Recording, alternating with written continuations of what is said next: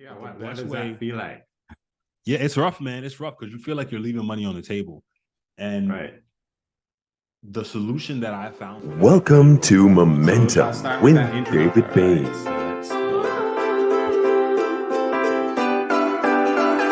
Okay, welcome everybody. Today we are going to be interviewing John Saunders, John D Saunders, and just a little background about him. He's a successful entrepreneur and author and web designer who transformed his love for copywriting and tech into a thriving agency, 54 Digital. Starting with a supermarket job and then working as a teller in banking, he transitioned to advertising and graphic design, honing skills in web development, SEO, and digital campaigns. After founding a full-service digital marketing firm, he refocused on branding and web design, resulting in a 250% year-on-year revenue increase for 54 Digital. And he's known for standard operating procedures. He's also into Black illustration and a couple other things, a video game with his son Logan, and you call him the husband of Deandra and the father of Logan. I think there's one other. His daughter. Yes, my daughter. Yes. Right. So thanks for joining us today, John. So let's kick this off. Thank you for having me, David. I appreciate it, man. Sure, Thank you for that intro too. It's so funny, man, when you hear your whole life kind of broken down like that. It's definitely been a whirlwind, but I appreciate that. Yeah. So where did the name 54 Digital come from? Yeah, so in New York, I grew up mostly in Brooklyn. We left when I was 6 years old, but we used to go back 2 to 3 times a year to visit family, go there for community and just gatherings. And so the street that we grew up on and we had the most fun on as kids, family, is 54th Street in Brooklyn, which is in the Flatlands area of Brooklyn. And so 54 had always become a part of my life in that capacity where it just stood for community, family, and I felt like I wanted to bring that into the business side. And so that's what motivated me to name the business 54. And it worked out really well because we have the numerical version of the 5 and then we have the 4 spelt out. So we were able to capitalize on that creativity and make it a really cohesive brand for our business. Okay, thanks. That's good to hear that background. Yeah. Another little known fact for those of you who happen to be Jamaican in the audience, this man's favorite dish is oxtail. I don't know if anybody else cares about that, but that's important to Jamaicans. Yes, man. Oxtail, rice and peas, maybe some cabbage on the side. My favorite, man. My favorite. And he has background, he has heritage in Guyana and Barbados. Yes. That's connections to 3 Caribbean territories. Yes, sir. Okay, so as a strategic move, from what I understand, you moved from a full-time gig to a part-time gig. And the whole idea was, this was your transition. It was almost like you're weaning yourself off of working for other people. Can you fill me in on some of that experience? Yeah. So I had worked at an agency for about 4 years, and I moved up to digital marketing director, managing a team of small team, like maybe 3 or 4 people in our team. And it was a full scope digital marketing agency. So we did SEO, SEM, Facebook ads, web design, development. But we worked primarily in the automotive industry. Excuse me. And so working in the industry, I got a little burnt out because all of the sales and everything is like, get your new Nissan, $199 a month. And it was just very like redundant and repetitive. But I will say that I learned so much from working at the agency, from the boss there, from the team. It really helped me own my skills. And so I got to the point where I wanted to branch out and work with other business types. So on the side, I started helping family, friends with social media, building websites. And I was just working on small projects on the side, just helping family and friends out, when I realized I could do it on my own. The only thing was, and I always recommend this for people that are like, oh, I want to start my own business, don't do it cold turkey. We all have bills. We all have responsibilities. I was able to start saving money Luckily, my wife was working full time. We already had like a townhouse that we bought. Our mortgage was super low. We didn't have any kids then. So it was an opportune moment for me to be like, listen, why don't I just go from this position to this other job that's part-time, and then that'll capitalize or create more time for me to be able to work on my business and my hustle. And so I was able to actually secure a role at a company called MPH Club. They're an exotic car rental company, which was super dope. I got to drive Ferraris, Lamborghinis, race. It was cool because I got to drive these cars to test it out so I could learn how to sell it. And I was doing the web design development and the SEO for MPH Club. They hired me. I would come in from like 9 to 2, Monday through Friday. I'd work there. I'd come home. I'd hang out with my wife for a couple of hours, and I would work until like 1 to maybe 2 a.m. just on my personal projects. And that was social media. That was building out websites, just working on that stuff on the side. And it got to the point where I was like, I got to really make a decision. I was making enough money to cover like our bills. We might have to eat ramen for a little bit, but we'll make it work. And I was like, this is the opportune moment for me to do this. My wife supported me 100%. She was like, yeah, let's go ahead and do it. If anything, I can cover this part, I can cover this, and we'll work on this together. And so that's when I decided to launch 5-4. And I actually approached the company that I worked for, and I told them, listen, I'm starting up my own agency. I could still do work for you guys. They actually became one of my first clients. And then I was going in there maybe once a week just to kind of check in, give them updates. And they ultimately became my client for another like 1 or 2 years until they started to scale crazy. And so with that said, launching 5-4 Digital, I launched it as a full service agency. So we were doing SEO, SEM, web design, development, branding, just everything under the sun. And it was just me. And so I was getting burnt out, man. I was getting to the point where now I'm working even more. I'm making less money because everything that I'm doing is going back into it. And so I was just at a crossroads where I'm like, damn, man, what do I do next? Mm-hmm. Mm-hmm. That's a mouthful, but I'm picking up that this was a very strategic move. You had to make sure that you were funded while you are kind of launching out.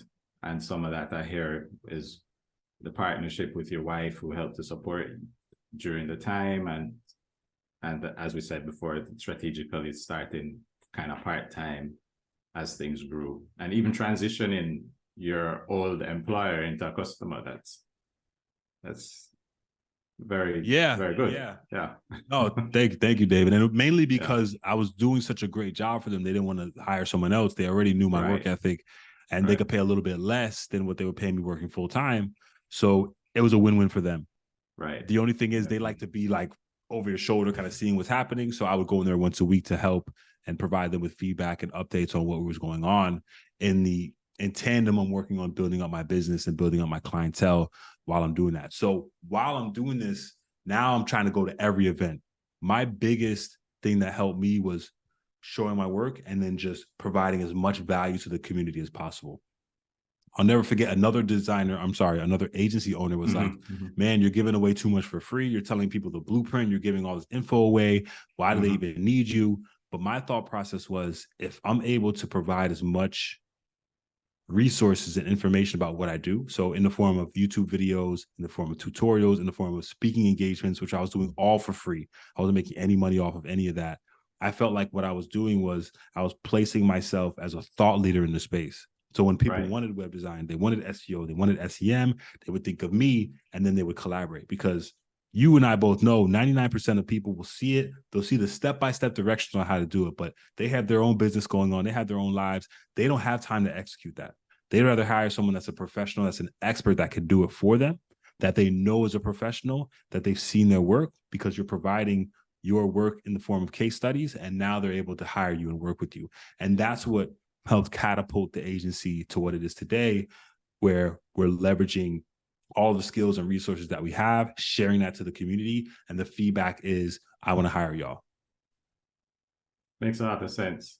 So the strategy of just give, people kind of establish and kind of see that you're the guy, and then when they actually need you, they're going to call you. What type of events did you focus on? Because you said you just went to events and So in the first few years, I was really focused on social media marketing. That was one of our main services. So I would go to any events that I could. I would look online. I would go to Facebook forums. I would talk to people in the community. Hey, what event are you having? I'll speak for free. You want me to talk about social media? Bet. I got a presentation. Here's a preview. So I would insert myself in these roles, in these spaces. This is really before I took off on digital, because I was heavy on Instagram and heavy on Twitter then too. But I was mostly trying to find local business, because a lot of the skills and the services that I had revolved around that. SEO, local SEO, SEM. I wanted to help those local businesses. And so that's what helped me create a referral network. And so the way it worked is I would refer someone, or someone would refer me. I'd work with them. The business would do well. They perform well. They tell a friend. Now those two people would tell two more friends, and it just compounded over time, where I had this brand advocacy army out there talking on my behalf, saying, y'all need to work with 54 Digital and his team. 54 Digital, John and his team, they're doing great stuff. Back then, it was just me. And then my first hire was a developer. And so it was just me and Amit, who was our first developer, kind of working on these projects together. But I was still doing a majority of the work. Right. But you've kind of switched now, because you're talking about SEO and SEM and all these things.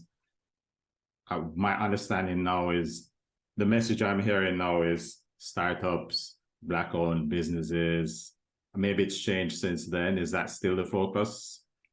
Great question. So about, I'd say 5 years ago, I realized that I was burning out, and we were trying to do too many services for too many different types of clients.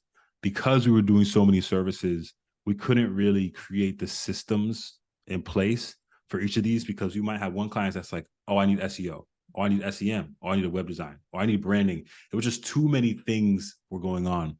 And what I realized is we were really, really good at design and development, from branding, design, visual assets, and then developing websites. That's where we really stood out. And that's where I had the most fun in working on these projects with clients. And we saw the most results with them, especially when we did a redesign or a refresh for a client. So I said, you know what? We're going to scrap every other service we have. All we're going to do is branding, we're going to do web design and web development. It was a hard decision, mainly because I had always, and even to this day, man, I still work on this, is that scarcity mindset. Like, I can lose everything at any moment. You know what I mean? Or I'm leaving money on the table. If we get a prospect that comes in and they're like, hey, I want Facebook ads, and they're going to pay us X amount of dollars, do I want to say no and leave that money on the table? Or do I say yes, take it, and then I'm struggling to try and find someone to fulfill the role, trying to do the work, trying to perfect it, when we can just own a few services, right? Design, development, be able to take those services and then now charge a premium, because that's where we focus our efforts, and then build systems just around those services. So now, even to this day, we have a process for what we do, and it's the same process across the board for every client. Now, it's going to change based on competitive analysis, the type of client, but ultimately the fundamentals never change. It's like McDonald's. You go into McDonald's, you know you can get a double cheeseburger, you know you can get a quarter pounder, you know you can get a Big Mac, you know you can get a medium fry, and you know what the cost is attributed to. With us, it's the same thing. We have a specific process that we follow for our design, development, and launch of clients, and we take that and we button that up, wrap it in a bow, and we serve that to all these different clients. And once we made that transition, man, things changed insanely. Now, the first 6 months are hard because I'm turning away a ton of work. People are like, oh, well, I need this. We're not really doing that. Yeah, what does that feel like? Yeah, it's rough, man. It's rough because you feel like you're leaving money on the table. And right. The solution that I found for that is creating a referral network of people in the spaces for the services that these clients or prospects are asking for. So for example, at that time, I was like, okay, we need to find an SEO expert, SEM expert, Facebook ads person. We created our internal database, and then we let them know, hey, these are the services that we provide. We know that you all are experts at Facebook ads. So anytime a client comes in and wants Facebook ads, we're going to loop you in and give you the project. Now that does two things. One, that creates trust with other agency owners that are in different verticals.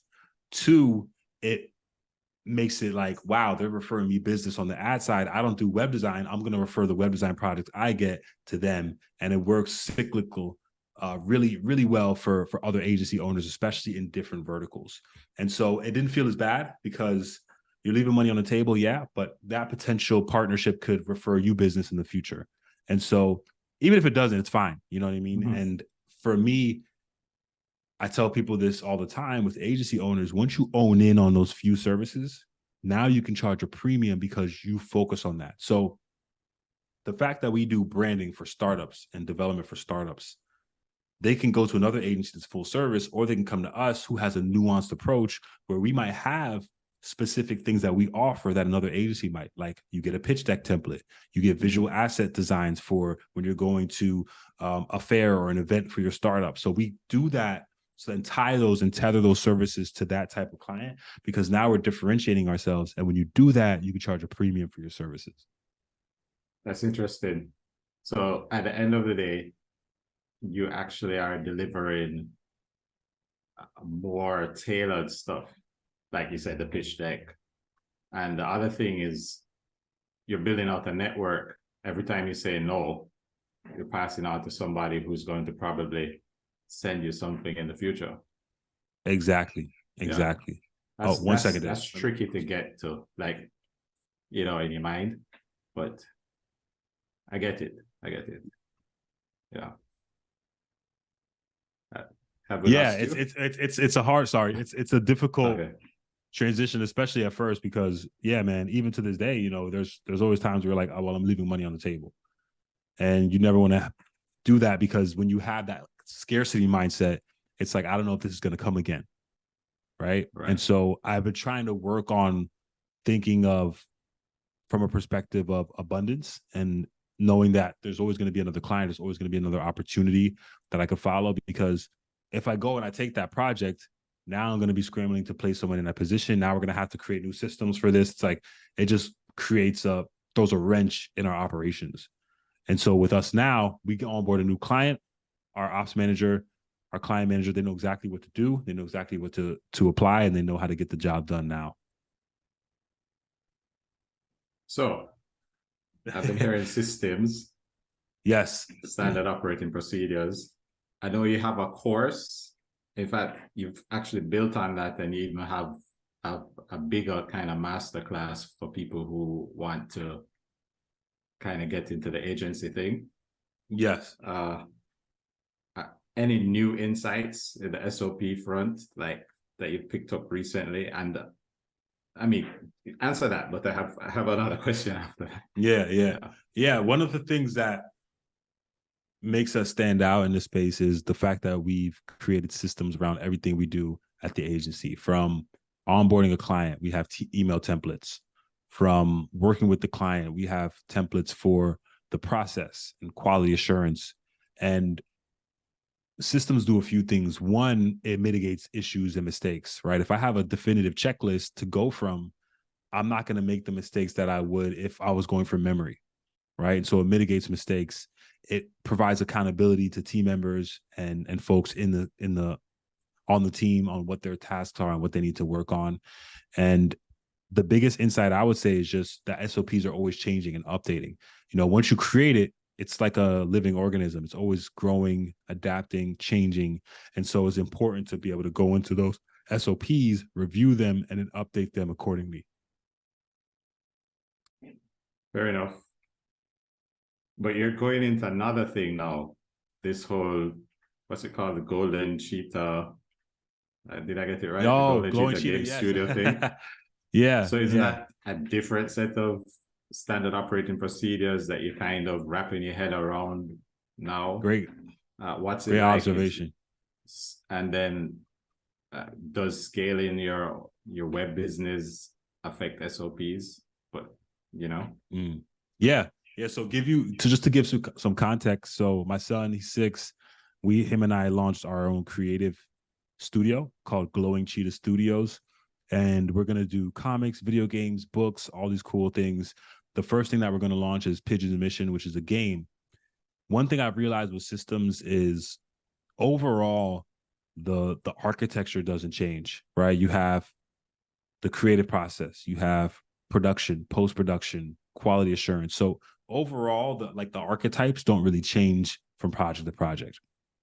Now, making a game is very elaborate, it's very detailed, but I feel as though my experience in design and in development has helped us exponentially in regards to the process of creating this game. So we hired a pixel designer, we hired a developer, and then it's myself and Logan. So we're a team of 4 working on this game. And we have definitive checklists. we have timelines, we have visual assets. So I'm borrowing a lot of the aspects of the web design and branding business and incorporating that into game design and development. I will say that game design and development is a little bit harder than web design.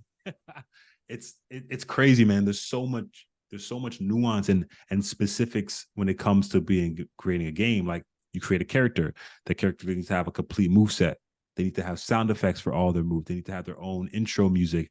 They need to have their own color palette, their own this, their own that. So it's like a web design project times 5 because there's so many details that go into it. But I'm documenting the entire thing, and I'm going to share it with the world so other folks, parents, friends can do the same thing.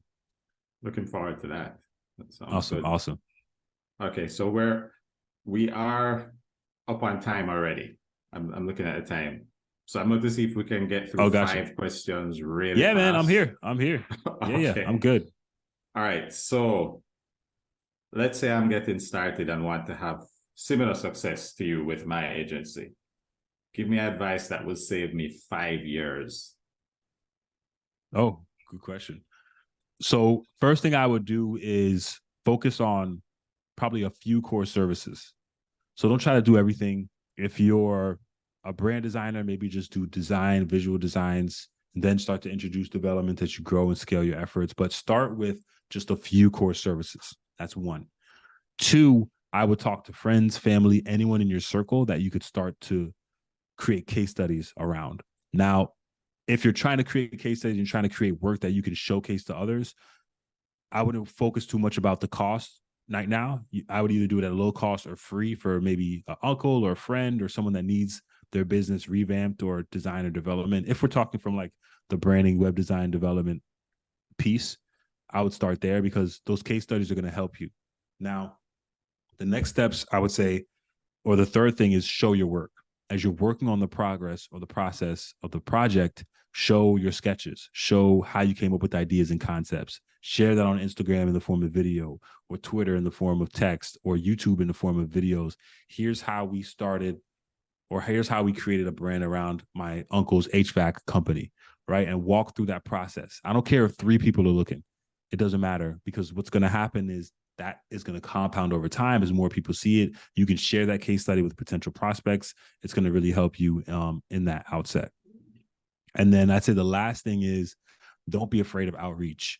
Go to events, talk to people, send cold emails, do whatever it takes to close that business early on, because the more you do it, the more referral, the faster you could build up your referral base. Within a year, 2 years, you could be doing 6-7 figures. Okay, so that's my 5-year accelerated plan. Yes, exactly. Thank you. Of course. Will you be building any more gaming projects with Logan? Yeah, man. I mean, it depends on him. You know what I mean? He's the boss. Yeah. So I'm curious to see how the game will perform. Right now, it's really just a fun passion project. If it doesn't make a ton of money, I'm completely fine with that. It's just really great bonding with him and creating this cool asset that he can go back and look at, 5-10 years from now. But the goal with Glowing Cheetah is, yeah, man, to make it a real studio, to provide video games, comics, movies, screenplays. I mean, there's so many ideas that we have. And so I'm able to live out my dreams as well through Logan. So it's really cool.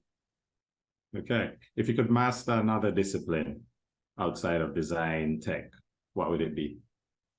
I would say instrument. Like, I was doing guitar lessons for a while. I stopped, did piano for a little bit, stopped, but I've always wanted to learn an instrument. Okay, we're out of time. I was hoping to get through more questions, but I know you have I'm still things good to on do. time if you wanted to. No, you could keep asking, man. I'm still good. Yeah. So what's one surprising fact people wouldn't guess about your journey? This is the overtime questions now. Yeah, I like it. Something that people wouldn't know about my journey. Let me think of the best way. I mean, you've been pretty transparent, so that might. Yeah. I mean, I don't know. I guess my father is an addict. He's a recovering addict, so that's something that's probably most people don't know. Another one would be, let's see. I was able to write a memoir with my mom. So we spent about 2 hours every week for about a year. Every week we'd write her memoir. So we wrote her story of how she came from Barbados to here to the US. And that is live on Amazon. So that was a really cool experience. Okay, so then so it's more than just 2 books, because I know about Borderless. yeah, my mom's book. Yep. And what was it, Wealth from a Dollar or something like that? Yes. Yep. Yeah. You can see him right there. Yeah. Yeah. But yeah, my mom has a book. It's called Dawn, The New Beginning, which is her first name. It's her memoir of her life. Okay. So that was really cool to experience and do with her as well. Right. That's something I'm sure people didn't know. Yeah. Right. Another question. 10 years from now, what does the future look like for 54 Digital? Oof. Let's see. I would say keep doing what we're doing, man. You know, for me, it's just maintaining that consistency, slow growth, and keep it moving. I mean, 10 years from now, I would say we're probably only taking maybe 1 to 2 clients on per year, bigger projects, while we focus on some of our creative efforts. I also have another company called 54 Investments, where we invest in real estate. So we have about 5 properties right now. Okay. So I want to see that grow, especially purchase in the Caribbean and potentially in Africa, specifically Zanzibar off the coast. So that's the goal, man. 10 years from now is to really probably scale myself out of 54 Digital, where I have someone else running the company, and then I'm able to just work on passion projects every day. Got you. We need to check you in 10 years to see how that's going. Yes. Yeah. So how did you build? Nah, I'll leave that one out. Yeah. So to wrap up, it's been great to have this conversation, John. And likewise. I think there are a lot of key things that you've helped to underline, and I think it's going to benefit a lot of people. I'm going to take my own notes and go back over this podcast as well. Of course. How do people get in touch with you if they're online? You can find me on Twitter, Instagram, Facebook, all of them at John D Saunders. And if you want to check out my website, it's johnDsaunders.co. That's pretty easy. Yeah. Yeah. I'm pretty straightforward. Okay. So thanks again, John. Of course. Happy to, man. Happy to, David.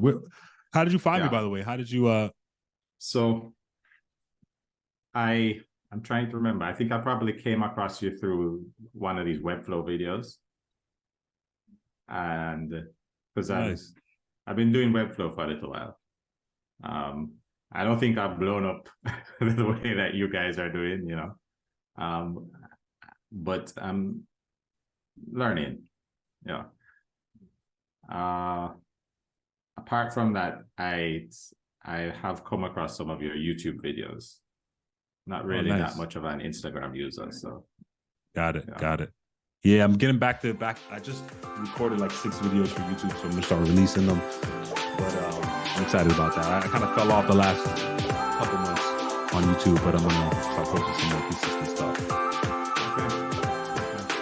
Yes. Yeah. Awesome. And you're located in Jamaica, you said? I'm based in Jamaica. Yeah. Nice. So, what part? I am in the Kingston area. Everywhere is Kingston, right? So when you say Kingston, it's not really Kingston. It's Kingston and surrounding areas. Yes. So I'm in an area called Kingston 6, which is, I guess you call it suburban. Yes. But